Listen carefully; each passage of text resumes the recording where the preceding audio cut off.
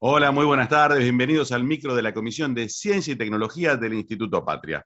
Hoy vamos a hablar de la actualidad del sector TIC en Argentina, desafíos y posibilidades. Para eso ya estamos en comunicación directa con Fernando Yapasnik. Hola Fernando, ¿cómo estás? Hola, hola Demián, buenas tardes, gracias por llamarme.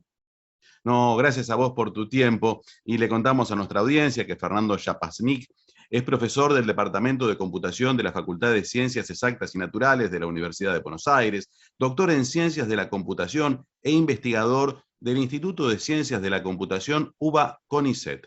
A lo largo de su carrera profesional, también dirigió proyectos de desarrollo de software, tanto en empresas privadas como en el sector público. Desde mediados de 2021 es director ejecutivo de la Fundación Dr. Manuel Sadowski del Ministerio de Ciencia de la Nación. Fernando, eh, lo que conocemos como sector TIC, ¿cuál es el rol que desempeña en el desarrollo del país?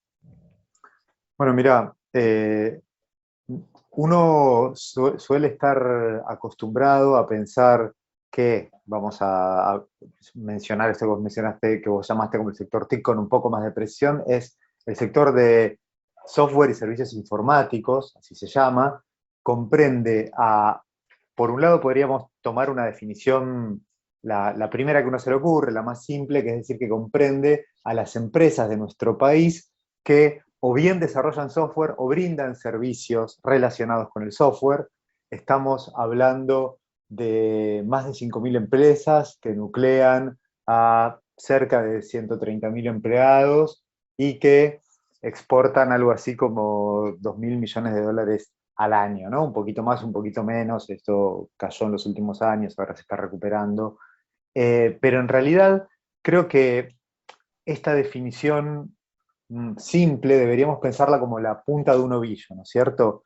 No lo que sucede con el sector de software y servicios informáticos en nuestro país y en el mundo es que se ha vuelto nodal para el desenvolvimiento de prácticamente todas las actividades sociales y económicas. No hay empresa hoy en día que pueda funcionar sin sistemas informáticos, y lo digo en plural. Ni hablar de que la vida cotidiana de todos nosotros está mediada por dispositivos electrónicos que usamos todo el tiempo, los celulares, las computadoras, pero además de eso, aparece en puntos centrales de políticas públicas que uno pensaría que son mayormente analógicas, ¿no es cierto? Ejemplos recientes son la IFE, ¿no? Una política social como fue la IFE central en el medio de la pandemia. Para poder liquidar esos saberes hizo falta hacer un desarrollo informático, ¿está bien? Políticas de despliegue territorial en general se apoyan en software, políticas de protección de víctimas de violencia de género requieren dispositivos electrónicos, es decir, software. Hoy en día el software se ha vuelto central y nos pasa algo parecido a lo que nos pasa con otros insumos, ¿no es cierto? Si nosotros no tenemos control sobre su producción, bueno, tenemos una dependencia muy fuerte sobre los proveedores, en particular en el caso donde esos proveedores están concentrados, y se restringen nuestros grados de libertad para tomar decisiones autónomas. En ese sentido, vos hablaste recién de que toda la vida que tenemos está mediada por tecnologías. ¿Cómo se prevé el manejo de la seguridad de los datos? Porque hay una gran cantidad de datos que nosotros, los ciudadanos, digamos, proveemos a veces en forma voluntaria, a veces no, a distintos organismos y empresas privadas. ¿Cómo es el manejo de esos datos? Bueno, mira, el manejo de los datos es un tema de mucha actualidad que se discute de vuelta en todo el mundo, ¿no es cierto? Recientemente la Unión Europea, hace unos pocos años, sacó una nueva ley de protección de datos personales, mucho más restrictiva, que forzó a las grandes plataformas a adoptar cambios para adaptarse a esta normativa. Y, digamos, en los países periféricos como el nuestro, eso trae todo tipo de complicaciones. Nuestro país tiene una ley que es de algo así como el año 99-2000, una ley nacional de protección de datos personales que fue novedosa para la época.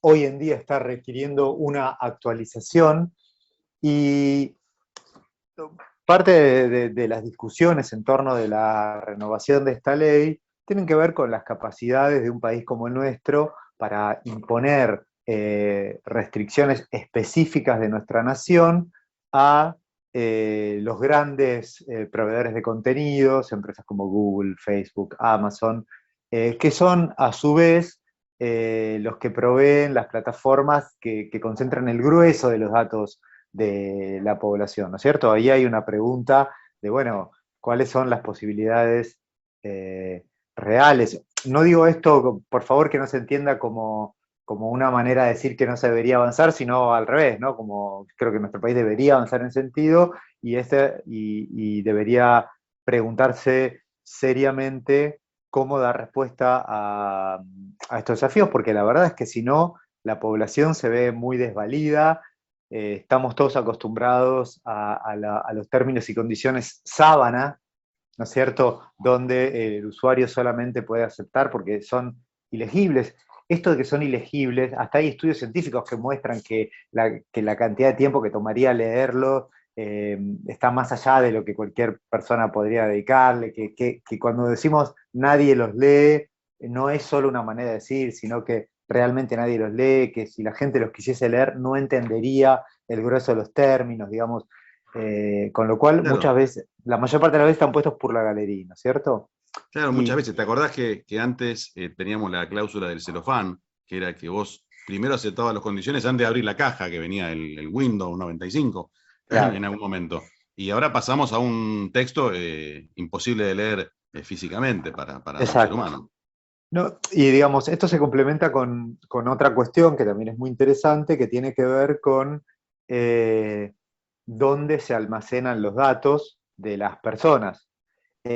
Uno pensaría que, digamos, o sea, la primera observación que hay que hacer acá es que los servicios tienen nacionalidad, ¿no es cierto? Para mucha gente, cuando un servicio es provisto en la nube o provisto por una app que se baja de una tienda estándar del celular, eh, para mucha gente eso tiene una característica como etérea, ¿no es cierto? Bueno, está en la nube, en ningún lado. La verdad es que los servicios los brindan empresas legalmente constituidas en alguna jurisdicción que tienen su infraestructura tecnológica. Cuando digo infraestructura tecnológica estamos hablando de servidores, muchos, cientos, miles, decenas de miles, centenas de miles de servidores que consumen electricidad, es decir, tienen un impacto ambiental fuerte, generan calor, de vuelta en el tema ambiental, tienen costos de mantenimiento, de operación, de reemplazo, o sea que detrás hay una operación económica, ¿está bien?, para mantenerlos y por supuesto brindan ganancias, ¿no es cierto? Entonces, lejos de ser etéreos, son muy concretos y esa infraestructura, decíamos, esos servidores están alojados en estos lugares que se llaman centros de cómputos, ¿no? Que son como, para seguir a la tradición ahora de los documentales, digamos, como canchas de fútbol techadas, llenas de servidores, que están en algún país en particular, sujetos a alguna ley en particular, que podría no ser la ley argentina, que podría ser una ley más laxa, como es, por ejemplo, la de Estados Unidos. Y entonces ahí hablábamos de que la población se encuentra desvalida. Bueno, la verdad es que ahí hay como un doble nivel, ¿no? Porque si yo no, cuando accedo a un servicio, ni siquiera sé en qué lugar del mundo se está brindando el servicio y eventualmente el servicio está sujeto, la empresa que lo brinda está sujeto a unas condiciones legales que van más allá incluso de los términos y condiciones que me pone, porque por ahí me pone unos términos y condiciones, pero como se probó en el año 2011 con las filtraciones de Snowden, las garantías de privacidad que daban empresas grandes como Facebook y demás, estaban en realidad, todas había que leerlas como si tuviesen una nota al pie, que en realidad no figuraba, que decía que los servicios de inteligencia de los Estados Unidos pues, tenían acceso directo a esos servicios, a esa información, ¿no es cierto? Entonces, eh, surge ahí una pregunta muy interesante que puede ser la población, y ¿Y la además, soberanía?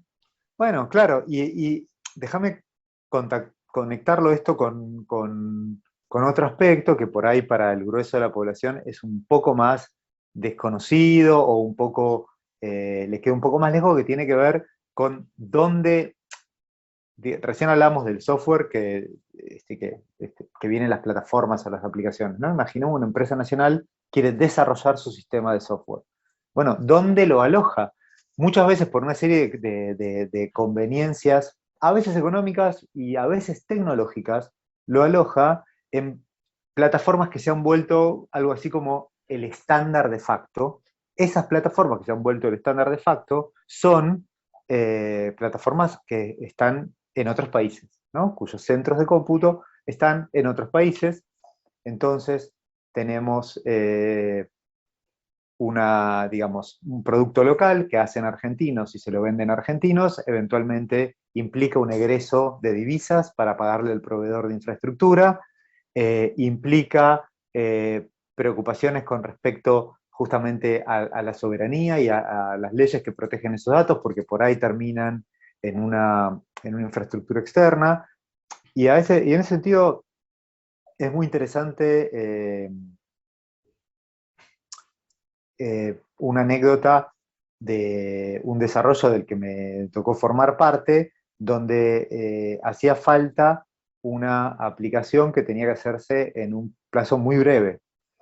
Y quien demandaba la aplicación dijo, no, no, quiero que hostearla, o sea, que esa aplicación esté alojada en servidores nacionales, y la contraparte, que era un sistema bastante grande y había 2 o 3 empresas nacionales de primera línea muy grande, dijeron, nosotros no podemos desarrollar una aplicación de esta complejidad en plazos tan breves si no es en esta tecnología muy específica de estos proveedores internacionales, porque tenemos todo nuestro plantel entrenado en el uso de esas tecnologías, ¿no? Entonces, fíjate cómo cuando decíamos se vuelven un default, un estándar de facto, bueno, también desde el punto de vista de las capacidades de los trabajadores y trabajadoras argentinas del sector informático, ¿no es cierto? Y eso, bueno, es algo que tendríamos que revisar.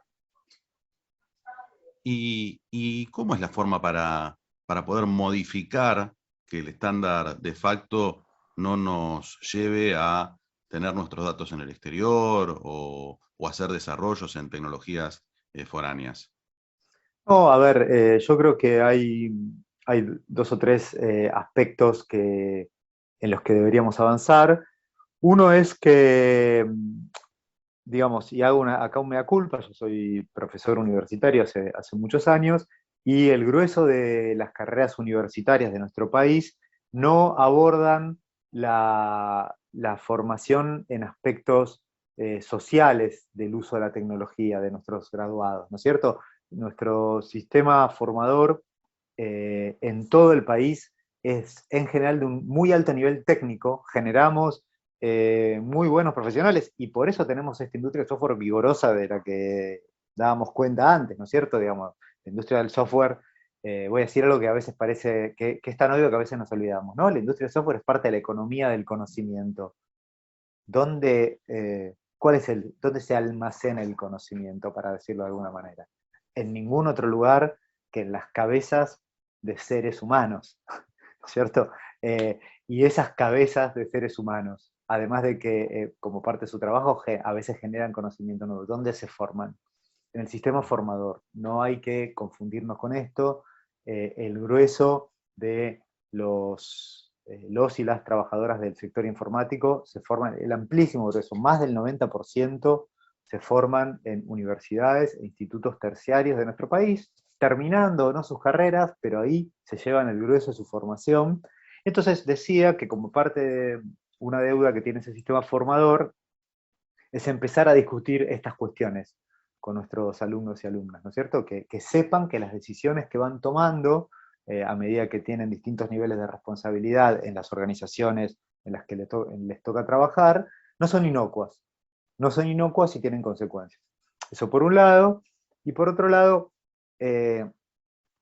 nuestro país tiene todos conocemos a la empresa pública ARSAT como la empresa que construye satélites, por ahí no es tan conocido que tiene un centro de datos de primerísimo nivel en Benavides. Bueno, creo que hay que seguir ampliando las prestaciones de ese centro de datos. En general, hoy ese centro de datos le brinda servicios al Estado, pero todavía no al sector privado. Creo que hay un nicho de oportunidad, una ventana de oportunidad para brindarle servicios a las pymes, y bueno, creo que están dadas las condiciones también, pero esto requiere algún grado de inversión, para que se avance en brindar versiones de estos servicios que proveen las plataformas, estas plataformas que hablábamos antes, que se consideran tipo estándares de facto. Brindan ciertas capas de tecnología que creo que nosotros podríamos sin mayores dificultades brindar en el centro de datos de ARSAT, ¿no? Me parece que ahí hay dos ejes en los que claramente podemos avanzar. Y si puedo proponer un tercer eje, diría que el Estado Nacional se debe una normativa propia sobre la manera en la que hace software para el sector público. Bien, ¿cuál es la forma en que vos considerás que el Estado tiene que contratar el software? Mira, hay una experiencia muy interesante que viene llevando adelante el Reino Unido desde hace algo así como más de 10 años. Empezó cuando la BBC, la famosa BBC de Londres, necesitaba tener un sistema, lo contrató, le salió mal, decidió que había un problema fundamental en utilizar las mismas normas que se utilizan para, no sé, ¿entendés? Para comprar los tapes de cinta al por mayor, o para comprar 500 litros de detergente para un comedor, que para contratar software. Y entonces decidieron cambiar esa manera, y le fue tan bien que eso que empezó como una experiencia piloto en la BBC, lo adoptó todo el Estado inglés. El Estado inglés ahora tiene una división que se llama Digital Services.uk, ¿no? digitalservices.uk, servicios digitales, que es una dependencia del Estado que, por un lado, estandariza, o sea, para que las cosas que se compran para una dependencia se puedan reutilizar para otra. Eso en la Argentina no lo hacemos, y muchas veces, viste, nos pasa que necesitamos cierto sistema y decimos, pero podemos usar el otro, y no, porque la infraestructura de este ministerio es completamente distinta, como que no encaja, y uno se quiere matar, pero no queda otra alternativa, digamos, ¿no? Para quienes nos están escuchando que no son de la profesión, esto suena medio extraño, pero bueno, la tecnología a veces es así. Decía, busca estandarizar, pero además, mediante un sistema de preacreditación de proveedores, lograron hacer que las contrataciones se pudiesen hacer en plazos muy breves, y pasar de una cantidad muy pequeña de proveedores concentrados en la zona de Londres, grandes empresas, lo multiplicaron por 100 la cantidad de proveedores. O sea, pasaron, no me acuerdo los números exactos, pero como si dijésemos, pasaron de 40 a 4.000 pequeños, a pymes y mini pymes distribuidas en todo el país, a las que le asignan pequeñas tareas, ya decía, de una manera muy ágil, con un sistema de preacreditación, y donde tratan de que el conocimiento central de las piezas de software que se desarrolla quede en el sector público, ¿no? Dentro del sector público, cada organismo tiene la responsabilidad de, paso a contarlo en términos metafóricos para que nos entienda una audiencia más amplia. Si esto fuese una tarea de la construcción, diríamos que el sector público es el que tiene la responsabilidad de hacer los planos, ¿no? De definir qué es lo que se va a construir.